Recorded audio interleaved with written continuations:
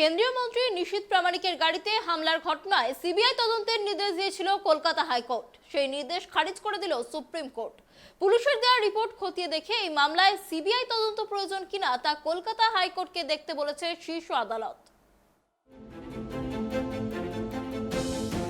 CBI তদন্তের দাবিতে সায় পেয়েছিলেন কলকাতা হাইকোর্টে। তাতে তিনি বেশ কলার তুলেছিলেন, কিন্তু সেই মামলা সুপ্রিম কোর্টে যেতেই কলার নেমে গেল। কারণ কলকাতা হাইকোর্টের সিবিআই তদন্তের নির্দেশ আজ বৃহস্পতিবার সুপ্রিম কোর্ট খারিজ করে দিয়েছে।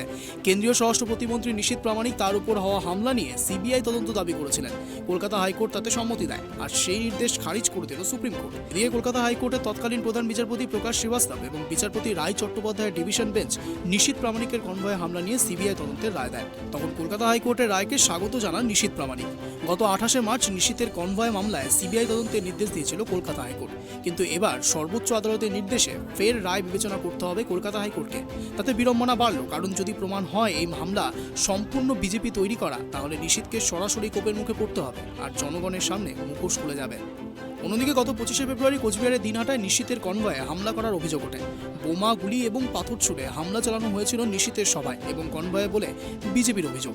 বুড়িরহাট এলাকায় নিশীথের কনভয় পৌঁছলে তৃণমূল কংগ্রেসের কর্মীরা তাকে কালো পতাকা দেখান।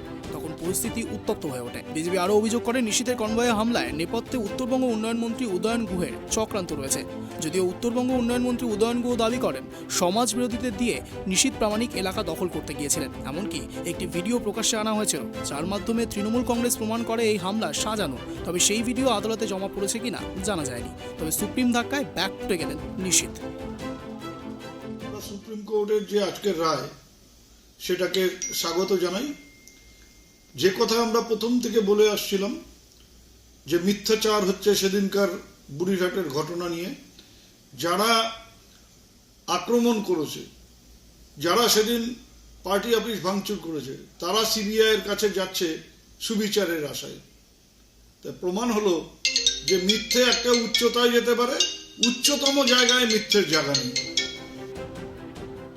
এই হামলা ঘটনা নিয়ে বিজেপি রাজ্যপালের দ্বারস্থ হন। এটা নিয়ে কেন্দ্রীয় স্বরাষ্ট্রমন্ত্রী অমিত শাহ ফোন করে জানতে চান ঘটনা নিয়ে। মামলা হয় কলকাতা হাইকোর্টে। আগামীকাল শুক্রবার কলকাতায় আসার কথা অমিত শাহের। ঠিক তার প্রাক্কালে তার ডেপুটি ধাক্কা খেলেন সুপ্রিম কোর্টে।